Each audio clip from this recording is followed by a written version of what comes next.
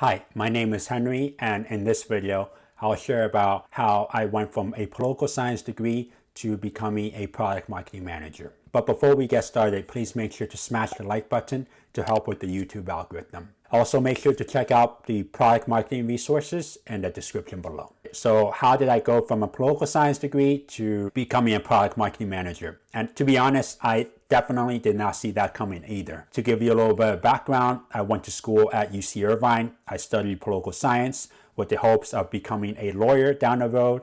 I graduated UCI, moved to New York City, worked in city government as part of the NYC Urban Fellows Program, realized that government was way too slow for me, too much red tape. I left city government after about a year. Then I joined a law firm to see if I want to be a lawyer. And around that time, I was also studying for the LSATs. Working at the law firm made me realize that being a lawyer isn't all that glamorous like they make it out to be in the TV shows. I realized I don't want to go down this path. I got into a few law schools, but it was really expensive.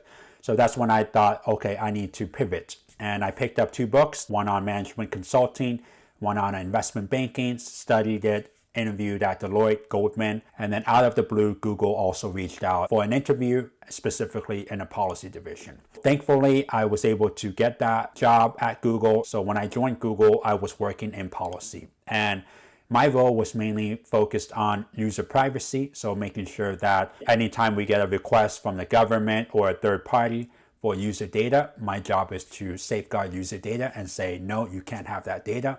And if they fight back, I would loop in outside counsel. I knew that policy was not the end game for me. I felt that it was very reactive. So I wanted to do something more creative. And that's when I started looking around at Google's internal job sites, and specifically for 20% Project.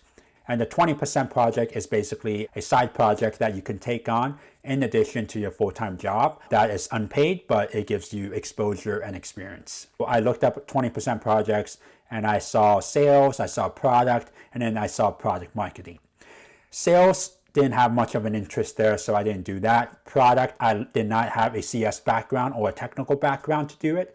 But when I saw product marketing, it seemed that they only wanted two things: being able to communicate well and being able to manage projects. So I thought that would be a good fit. I applied to a 20% project, specifically with AdMob, met the manager. His name is Michael. He's the guy I interviewed on my product marketing 101 video. He ended up giving me an opportunity to work with him on AdMob.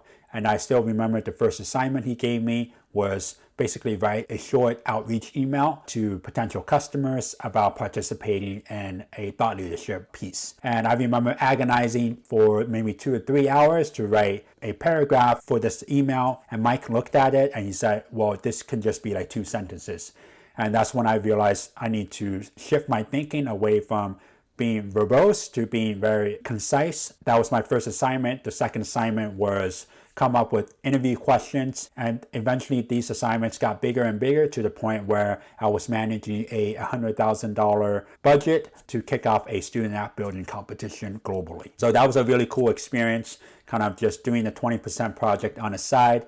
I did it for about a year and a half at Google while I was working in policy, and I remember just being way more interested in product marketing than my actual job. Eventually, Mike suggested that I just transition full-time to product marketing, and that's where I started doing internal interviews. The first time I interviewed, I actually didn't get the job.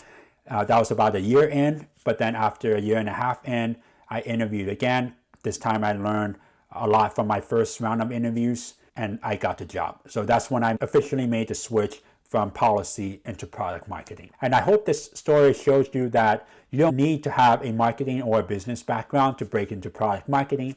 You can take a very non-traditional route like myself to get into product marketing. All it takes is really grit and the willingness to learn. And I think the best teacher is by doing. So you can read all you want, but until you actually start doing product marketing things, then that's when you actually learn to think and act like a product marketing manager. I hope you enjoyed this video. If you enjoyed this, please give it a like and comment below on what kind of videos you want to see next.